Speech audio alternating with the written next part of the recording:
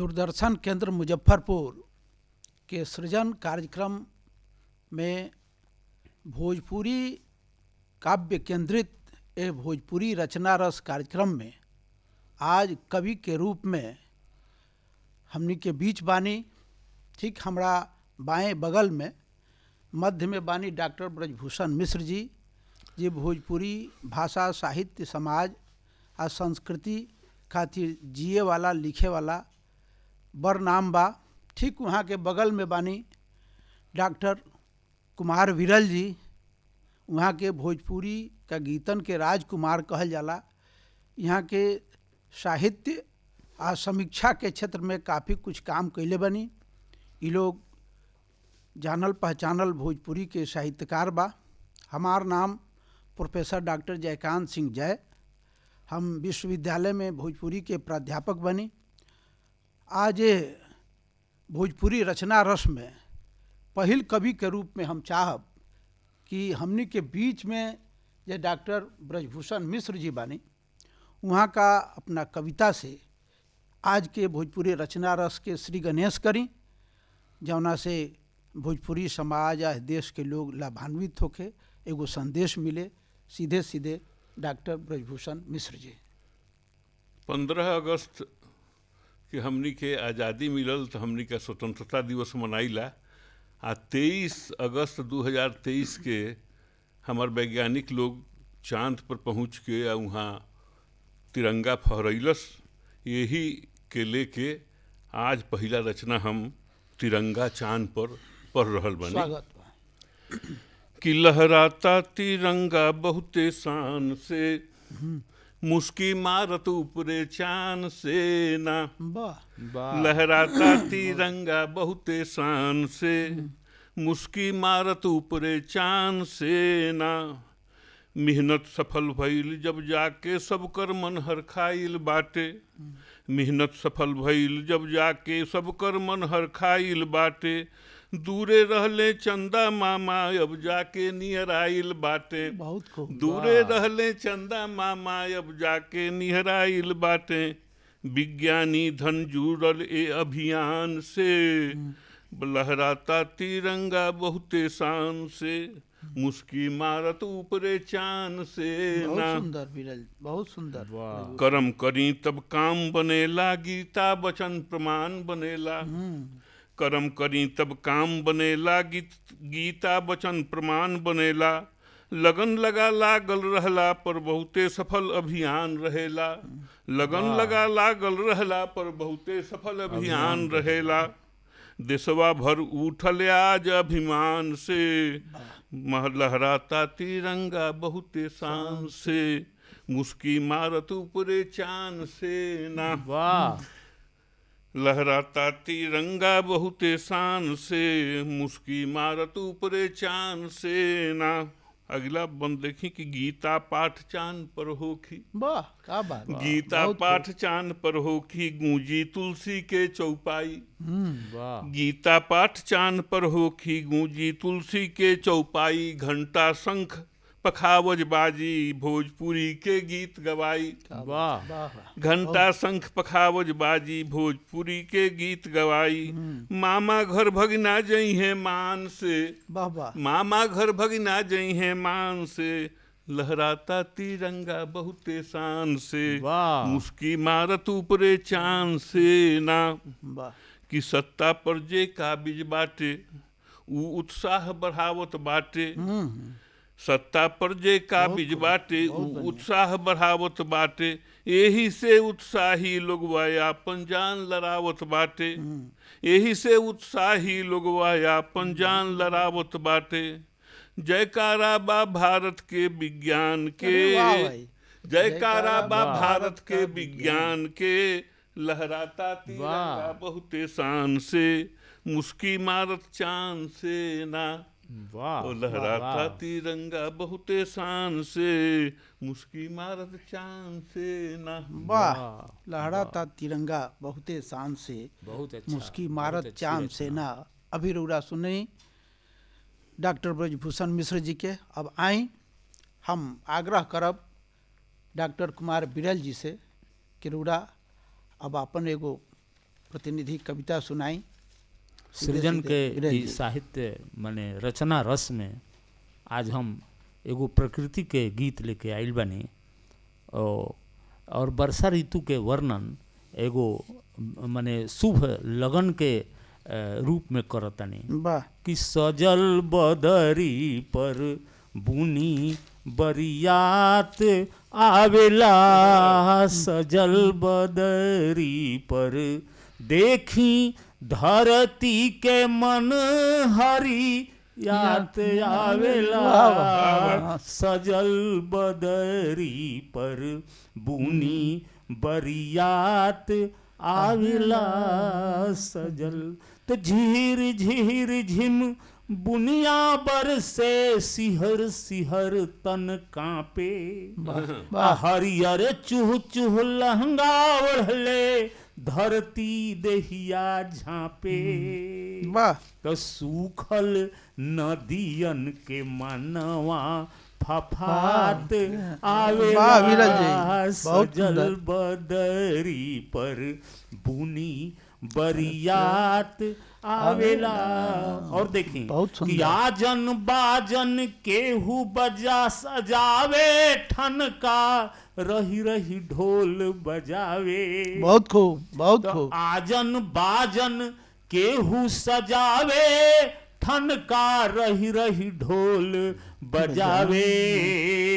अखिया गलियन के देखी छल छलात आवेला, सजल बदरी पर बुनी तो चूहे ओरी जैसे लोर नेहिया टघरे पोरे पोर। क्या बात है, वाह तो चूहे ओरी जैसे लोर नेहिया टघरे पोरे पोर, तन के पतई कांपे जोर असरा नाचे लागे मोर। तो अदबद बिजुरी में केहू मुस्कात वाह, क्या बात बा बिरल जी, बहुत बढ़िया। अदबद बिजुरी में केहू मुस्कात आविला, सजल बदरी पर बुनी बरियात आवेला। बहुत खूब। तो डोली पुरवा खूब डोलावे, डेहुंगी बार बार लचकावे। चंदा चांदनी ओढ़ावे, झीसी झालर ले लटकावे।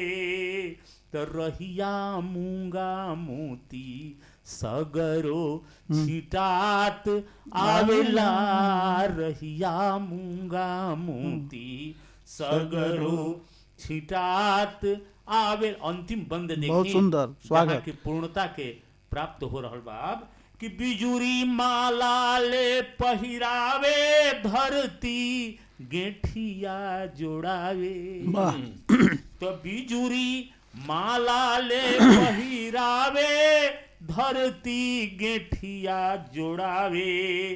दुल्हा नील गगन ललचावे, अरे बरखा गीत मिलन के गावे। अरे कादो सातो रंगवा धरती, कादो सातो रंगवा कोहबर रंगात आवेला, कादो सातो रंगवा कोहबर रंगात आवेला, सजल बदरी पर बुनी। वाह तो अब हम भोजपुरी के समर्थ साहित्यकार, कवि, लेखक और भोजपुरी भाषा के जानकार डॉक्टर जयकांत सिंह जय जी से आग्रह करब कि वहाँ के सृजन के तहत रचना रस के कार्यक्रम में आपन एगो कविता प्रस्तुत करें। बिरल जी, दूगो छोट छोट रचना बा पहले। वाह स्वागत। ए माई तू अतने कृपा कर तू कि हमार एक एक शब्द करामाती हो जाइत। वाह वाह वाह वाह। ए माई कर तू अतने कृपा कि हमारे एक एक शब्द करामाती हो जाए, जौना के सुन के बजरो मन जज्बाती हो जाए। वाह वाह ए वाह माई कर तू अतने कृपा कि हमार एक एक शब्द करामाती हो जाए, जौना के सुन के बजरो करेजा जज्बाती हो जाए। वाह वाह ना रह जाइत कौनो कुंठा, ना रह जाइत कौनो कुंठा, हो के मानस बेकुंठ सहत सहलाइत भृगु के अघाती चरण। वाह वाह वाह ना रह जाइत कौनो कुंठा, हो के मानस बेकुंठ सहत सहलाइत भृगु के आघाती चरण। ए माई काश हमार हृदय विष्णु के छाती हो जाए। वाह कहेगा वाह बाबा। माई काश हमार हृदय विष्णु के छाती हो जाए। माई हमार पढ़ल कविता के कुछ असर कर जाइत। वाह माई बहुत- बहुत हमार सुंदर। पढ़ल कविता कुछ कुछ असर कर असर कर जाइत। मशीन बनत मनुष्य में संवेदना भर जाइत। वाह वाह मनुष्य बनत मनुष्य मशीन बनत मनुष्य में संवेदना भर जाइत। एगो छोट रचना बा। वाह वाह आज आ काल, काल आ आज। अरे भाई काल जवन घमंड खाली फूलत रहे फलत ना रहे। वाह वाह रे भाई काल जवन घमंड खाली फूलत रहे फलत ना रहे, खोटा सिक्का गढ़ात रहे चलत ना रहे। बाकी राज घमंडे फूल फल रहल बा, आ बस खोटे सिक्का चल रहल बा। का कहेगा बाबा। आज घमंडे फूल फल रहल बा, बस टलहे खोटा सिक्का चल रहल बा। देखी ना समय कितना तेजी से बदल वाह रहल बा। वाह वाह देखी ना समय कितना तेजी से बदल रहल बा। अब हम चाहब कि ब्रजभूषण जी फिर वो अपन रचना पढ़ें, तब हम फिर आगे अगला चरण शुरू करतनी ब्रजभूषण जी का कर। तिरंगा के बचा के रखे के बाद, देश के सुरक्षित रखे के बाद, वाह तो होशियार रहे के पड़ी जनता का। हाँ, खाली जे सीमा पर बा ओकरे जिम्मेवारी नहीं खे। वाह ये आशय से एगो और रचना हम पढ़ रहल बानी कि धूका लागल दुश्मन, ओकर मथेला बा वाह कि जागत रह भैया तू रह होशियार हो। वाह वाह जागत रह भैया तू रह होशियार हो। धूका लागल दुश्मन तू बन रखवार हो। वाह धूका लागल दुश्मन तू बन रखवार हो। जागत रह भैया तू रह होशियार हो। जागत रह भैया तू रह होशियार हो। कि पूर्व से ढूकी कि पश्चिम से ढूकी, पूर्व से ढूकी कि पश्चिम से ढूकी, आकी हिमालय का ऊँटे से ढूकी, आकी हिमालय के ऊँटे से ढूकी। देशवे में अपना बा भरल गद्दार हो। वाह देशवे में अपना बा भरल गद्दार हो। जागत रह भैया तू रह होशियार वाह, हो। वाह। जागत रह भैया वाह। तू रह होशियार हो। धूका लागल दुश्मन तू बन रखवार हो। वाह अगला बंद देखल जाए स्वागत। कि सीमा पर देत बा जवान लोग पहरा। सीमा पर देत बा जवान लोग पहरा। जाने कब ढूक जाई भोर भी न सहरा। वाह। सीमा पर देत बा जवान लोग पहरा। जाने कब ढूक जाई भोर भी न सहरा। देशवा के भीतर तू रह खबरदार हो। वाह देशवा के भीतर तू रह खबरदार हो। जागत रह भैया तू रह होशियार हो। बहुत सुंदर। जागत रह भैया तू रह होशियार हो। धूका लागल दुश्मन तू बन रखवार हो। अगला बंद देखी कि देशवा का भीतर भरल बाटे भेदी। वाह देशवा का भीतर भरल बाटे भेदी। का जानी नैया में कर दी ही छेदी। बहुत खूब। वाह देशवा के भीतर भरल बाटे भेदी। का जानी नैया में कर दी ही छेदी। गांव शहर भीतर में गांव शहर भीतर में बन पहरेदार हो, वाह गांव शहर वाह भीतर में बन पहरेदार हो, जागत रह भैया तू रह होशियार हो, धूका लागल दुश्मन तू बन रखवार हो। और अंतिम बंद बा कि अपना तिरंगा के रखिह तू लाज हो, वाह अपना तिरंगा के रखिह तू लाज हो, जनगण मन के गूंजत रहे आवाज हो, लहर मारे गंगा जमुना जलधार हो, लहर मारे गंगा जमुना जलधार हो, जगत रह भैया तू रह होशियार हो, वाह धूका लागल दुश्मन तू बन रखवार हो। बहुत सुंदर अपने सबन वाह वाह अभी मिश्र जी से सुनत रहनी है, जागत रह भैया तू रह होशियार हो। आज अगस्त क्रांति के दिन है, वाह वाह जौना आज़ादी के लड़ाई के लड़ के हमने क्या एकरा के आज़ाद कैले बनी, वो देश के पहरेदारी खातिर मिश्र जी के कविता बहुते उत्तम बा, प्रासंगिक बा, सामयिक बा। अब हम बिरल जी से चाहब कि वहाँ के आपन एगो रचना सुनाई।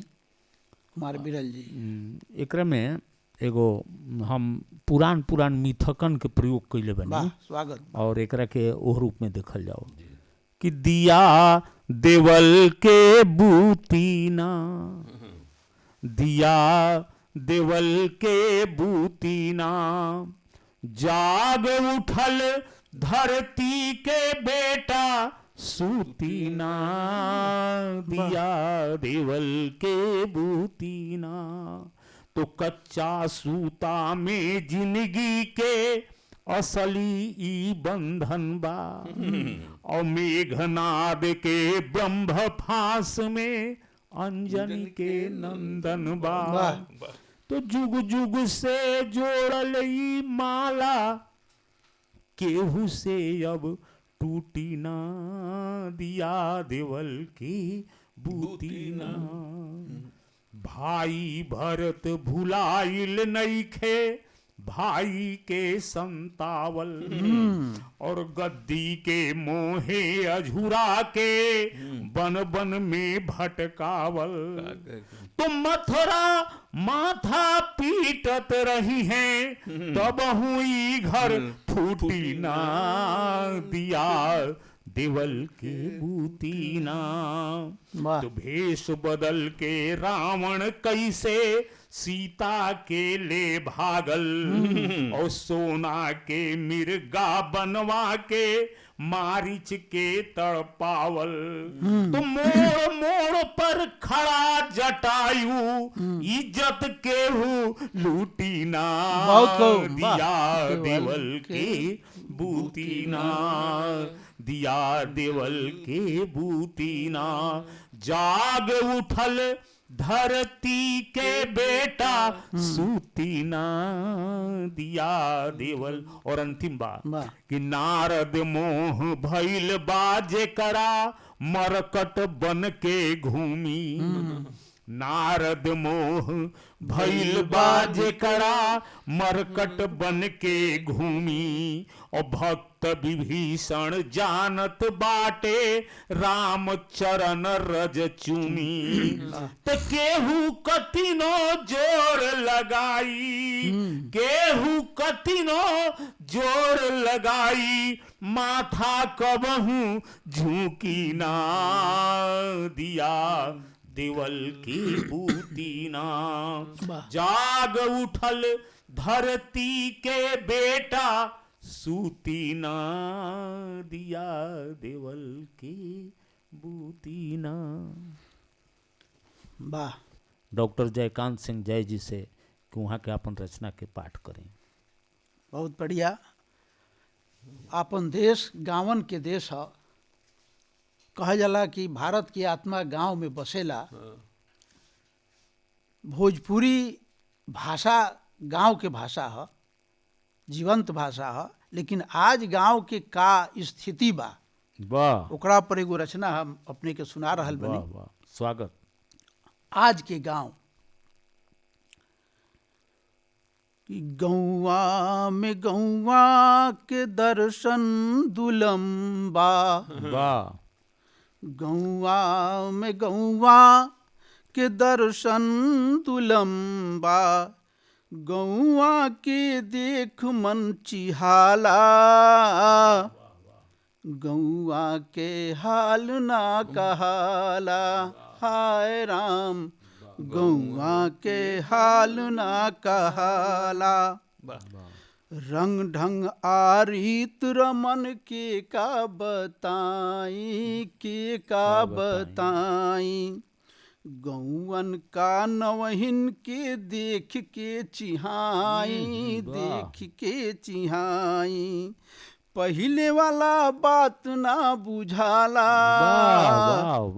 गौआ के हाल ना कहाला, हाय राम गौआ के हाल ना कहाला।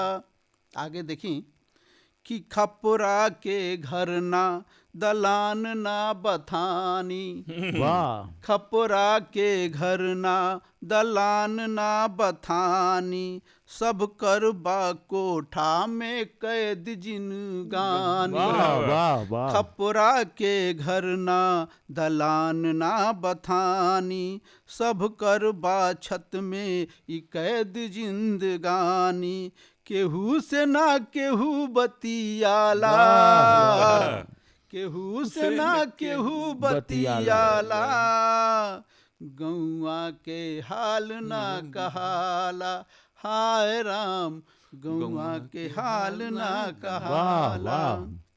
लौके इनार नाही बरपी पर गाछी, लौके इनार नाही बरपी पर गाछी, पूछ नाही बुढ़वन के मारे ले माछी, लौके इनार नाही बरपी पर गाछी, पूछ नाही बुढ़वन के मारे ले माछी, ओ सारा में असरा दियाला, आए मनवा हमार यकुलाला, गौआ के हाल ना कहाला, हाय मनवा हमार यकुलाला, लइकन के छूट गईल फुफुहर या ममुहर, लइकन के छूट गईल फुफुहर या ममुहर, रिश्ता में जागल बासरुआना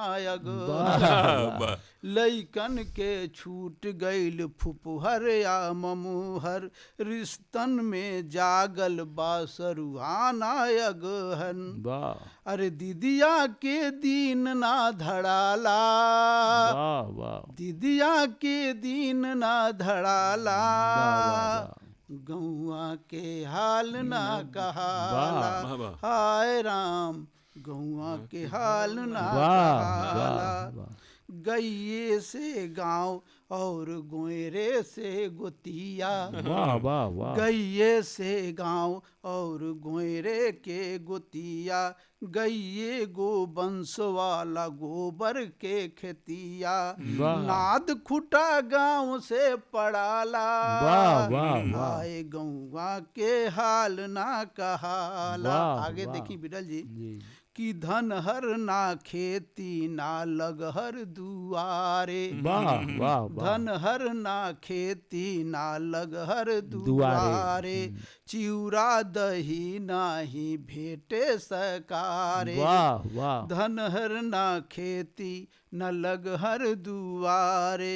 चिउरा दही नाही भेटे सकारे, पाकिट के दूध भैले आला, हाय गौआ के हाल ना कहाला, हाय राम गौआ के हाल ना कहाला। फगुआ या चैता त टीवी सुनावे, फगुआ या चैता त टीवी सुनावे, झूमर या कजरी ना नौकी कायावे, बियाहों में फिल्मी गवाला, आए गौआ के हाल ना कहाला। अंतिम बा वाह। कि पढ़ल लिखल लोग अब इज्जत बचावे, वाह वाह पढ़ल लिखल लोग अब इज्जत बचावे, गौवा का लफड़ा में नाम जन वाह, वाह, आवे, वाह, वाह। गौवा का लफड़ा में नाम जन आवे, इतने लागूंगी न धाला, हाय गौवा के हाल न कहाला, हे राम गौवा वाह। के हाल न कहाला। वाह। आज रुआ सभन एक कवि माने कार्यक्रम में भोजपुरी रचना रस में तीनों कवि लोग के सुननी, भोजपुरी के ऐसा ही काव्य रस बहत रहे, रचना रस बहत रहे। यही शुभकामना के साथ बहुत बहुत वाह। अपने सबन के ऐनी काव्य पाठ कैनी, बहुत बहुत अपने सबन के धन्यवाद।